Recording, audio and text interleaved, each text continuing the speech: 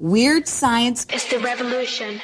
I haven't loved Blood Hunt so far. It's the idea of the whole play is I don't hate it, but I just forget about it. I mean, it's sad.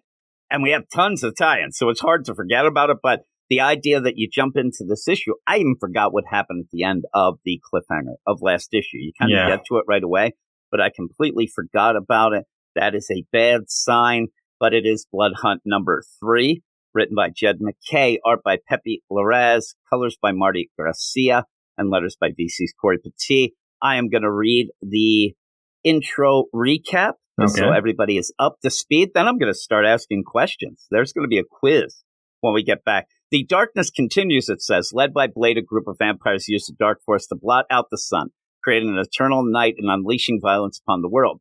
Blade and the Blood Coven, a group of superpowered vampires that I claim we know nothing about, also launched an attack on the Avengers, capturing several members of the team, transforming Black Panther into a vampire and seizing control of the Impossible City, the Avengers' orbital headquarters. Now, a lot of that makes more sense if you were reading the Avengers book by Jed McKay, but I think by now everybody's kind of up to speed on at least what's going on. But luckily, you don't have to know too much about the Impossible City. Unfortunately, we don't know much about the Blood Coven that seem to be, the big bads along with Blade, but we'll get to that in a second. The remaining Avengers allied themselves with Dracula and Blade's vampire hunting daughter Bloodline, along with Tigra, Hunter's Moon, and Spider-Man. They don't say Miles, which I wish they would, and I'm not even throwing out there of any sort of culture war nonsense.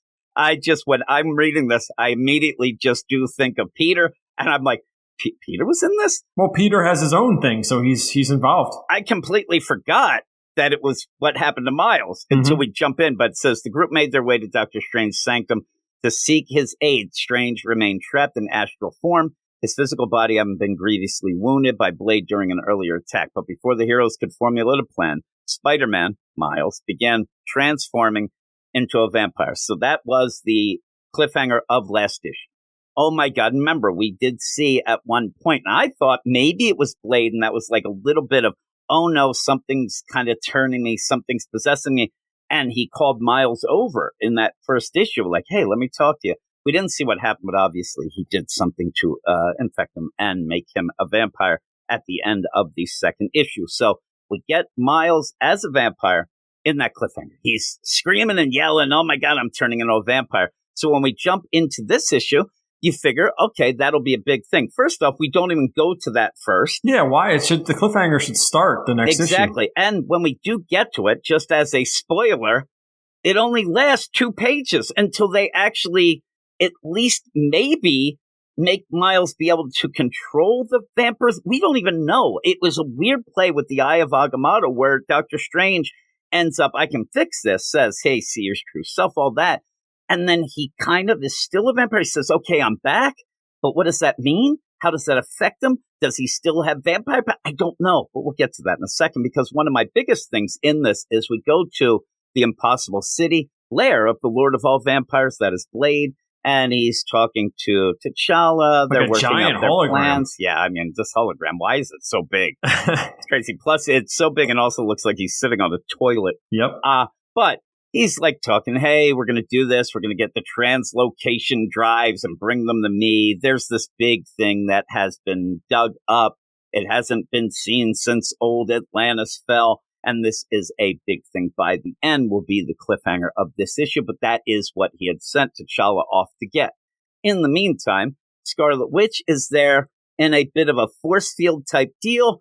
And she is talking crap because the Blood Coven has returned. The Blood Coven returns, and she says, I cannot help but notice that your Blood Coven have returned one short. I wonder how that happened. Why don't they mention the name of the Blood Coven member that has gone down? Yeah, there was one in the last issue. I remembered that, but I didn't remember the name. And I'm just, before anybody goes and looks up anything, I'm sure there'll be people out there who knows it, obviously. But I think that for a majority of people, I'll have 2 questions. What's the name of the Blood Coven member that went down? And what are their powers set?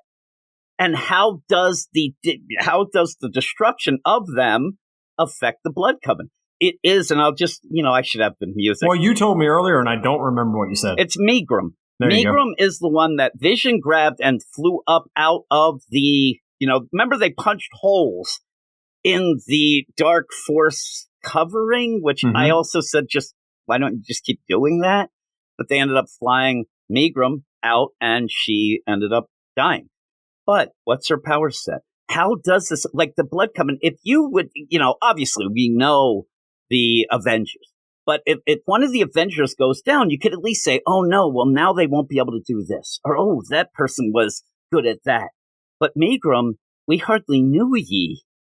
How does Megrim going down affect anything? And they just move by. And why didn't somebody say, like Blade say, what? And goes, where's Megrim? And then explain a little recap. It only takes a sentence. Oh, they got her. That crazy android got her. Whatever.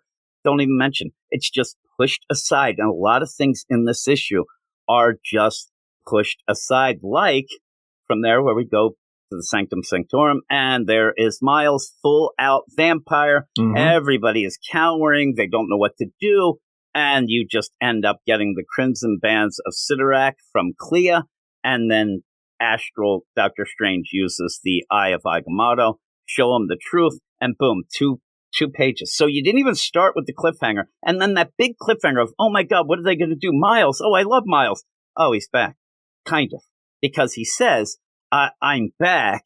And then the big thing is, oh my God, he told me to hunt for her, and I couldn't fight. And the whole thing of her is Bloodline. Yeah. It's Blade's daughter. So what then happens is, and again, they don't really spell out like, okay, Miles, now you're still infected, but you can control it, nothing. He just kind of crouches around for the rest until he gets mad. So in the meantime, they turn to Bloodline and say, hey, by the way, we need you to strike down your father, Blade. And she's like, what? She's like, what? She's all, and they even say, you're our only hope. She's the Luke Skywalker of all of this, the Ben Kenobi. Only hope, but we don't know why. You never tell us why. So what's the deal? And then in the meantime, because she is kind of surprised, they actually kind of yell at Dracula and say, Dracula, why didn't you tell her? Why didn't you tell her that Blade was the big bad of all this? And he said, really? And actually says, you really think that would have worked out well if I would have told her? And they say, well, then tell her. And he does. He explains it. And then they all throw shade at him for explaining it. It's so ridiculous. Plus, they have said, and this is a trope that drives me nuts, they said that Bloodline is their only hope. She is the big thing. Somehow, during story time, nobody sees her walk away. She's right there with them, and nobody saw. She ran out. She just runs. You see her in the distance running. And nobody saw this. She opened the door and left. Everybody's like, they were so enthralled. I'll tell you, Dracula, a hell of a storyteller. Like they were really into that story, which they all knew. But she runs away. This is all tropey cliches, ways of making the characters separate, have this person mad, whatever. Because now Miles, who just ended up getting the Eye of Agamotto, turning back into a vampire that he can, we don't know. He runs off. He's pissed. And he runs off in a way of saying, oh, Dracula, you jerk, you shouldn't have told her. Says, you, Dracula, tell her that she has to strike down her dad, and you expect her to believe you? He was told to do that. He said he wasn't going to tell in the meantime. And then Miles runs off. And then Dracula has to go chase him. Everybody's chasing everybody. Why is she the one that has to do it? We don't know. I don't know. She's not going to do that. Yeah, they'll figure out something before then. And also, just to point out, it's kind of ridiculous that the be-all, end-all of this event could end up being, Blade's daughter. Yeah, Bloodline, exactly. A character that not many people care about. I think she's cool in this. I like her design. But the Danny lore book I thought was complete, as the French say, garbage. So Miles runs off. Dracula's soon to follow. Everybody's screaming, yelling. Then the Midnight Mission, Tigra, and Hunter's Bone are like, we want to do some things ourselves, so we're going to gather up an army. Can you send us away? Yeah, we can do that. It's just to separate everybody so that they could do their own thing. And then in the meantime, the Avengers are like, yeah, I think we're going to fight, but we have another idea as well. And Steven and Claire are going to go and do their thing, maybe try to get a hold of the Darkhold. They kind of mention that they have an idea, and you had even told me maybe that has to do with that kid in the Strange Academy tie-in. We'll have to see. Yep. But the Avengers are going to go off, and Carol has an idea. I don't get it. I'm telling you, if I'm in a world where we're being taken over by vampires, and people that I know and love are being turned into vampires, and I'm scared, I do not need a guy telling me to tighten up my bootstraps and fight back. I'm either already going to be fighting back, or I've already crapped my pants so many times. My house is full of it. I don't know. But she ends up saying, hey, you got to get on all the frequencies and gather up the world, get the troops going. And it ends up being the classic of any sort of trophy cliche.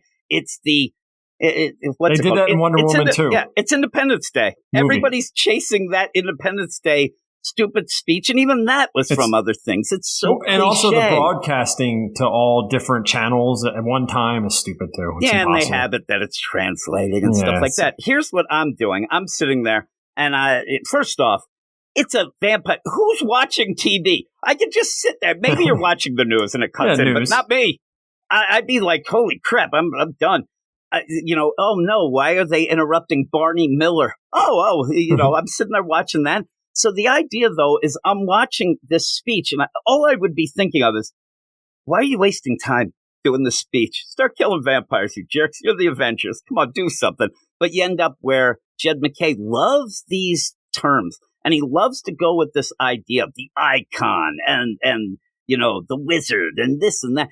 Always keeps doing it so that he can then have villains to mimic that and whatever. Mm-hmm. But I don't like it. Yeah, the idea of, hey, Sam Wilson Cap, he's supposed to do the speech because he's the icon. He's like, I don't know what to say. Just say, basically, his speech is, hey, everybody, we're getting attacked and we got to fight back. And if they're watching, we're going to fight you. All right. What this is supposed to be the idea of getting Blade so upset that he comes down from the impossible city to fight. But it just makes him mad, and he does whatever he does at the end. And Carol says, I know Blade, he's cool. This Blade isn't. We know that he is being possessed. I think there is a subtle deal at the end where Blade starts talking like Blade has never talked, but the idea of this whole event has kind of got me gun shy of thinking things like that. It might just be poorly written. But I think Jed McKay's a better writer, because at one point he either bought a thesaurus or somebody is completely controlling him. But in my mind, if you are Blade, if you're a compromised Blade, you just ended up having this big thing that you got from Atlantis, all this stuff going on. And there's a speech that they say, hey, we're going to beat you. We're going to get you, you vampire jerks. Like, I'd laugh. I mean, this is the idea of, it's almost as cliche as when you have the World Series and like, hey, what do you think of the, I think we're going to try our best and we're going to try to win. That's all it seemed to me to be. But yet it's like played out page after page after page. Yeah, that was a long speech. Other characters like, way to go, Sam. I'm like, I mean, way to go. He's just saying just this basic bitch stuff. And so you end up, and even at the end, he's like, we will avenge the dead. We will protect. Go and do it. I don't need your lip service. He says Captain America out. Captain America out. Seacrest out. Yeah, I want him to try to drop the mic, but it actually like hits him in the knee, hurts him because it's so lame. And then they're all like, it's like mission accomplished. Like they think this is a win. But Blade does. I love the idea that they want Blade to come down. They're going to fight Blade. And instead what he does is like, okay, well, I'm going to get that whatever, because we don't know just yet, of what we got from the Atlantean ruins under Atlantis, all these things going on. Just plop that down in New York City. It's the temple of the first blasphemy. Everybody's dead. And yeah, I mean, you see it coming down and just squash. These people who died, poor them for this speech. But it clunks down, but you don't know what that is. Like, there's the cliffhanger. It looks crazy enough, but again, I'm left more with a shrugging my shoulder and like, what's going on here than anything else. And this is a middle kind of issue. It felt like it, but boy, a lot of it was a speech from Sam just saying, everybody, the Avengers are going to fight. You should fight. We all fight. And then just mentioning other events hey, when Null came down, we kicked his butt, right? There's somebody out there that lost everybody to Null. Hydra. And the King and... Oh, no. The Kotati, remember them? Yeah, the Kotati, all that nonsense. Didn't mention what do you think the Red Band issue is like? There's nothing good to be in that. I would say the Red... that would be a fun guess of what I would say the Red Band issue might add a page or two with Miles. Yeah, maybe. I think that would be that. And then possibly, I don't know. Maybe what it is like speaking for the effing Avengers. Like every 3 words he curses. Yeah.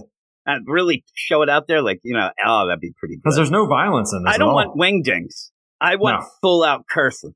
And in weird spots too. This effing world has seen effing evil time effing and time effing again.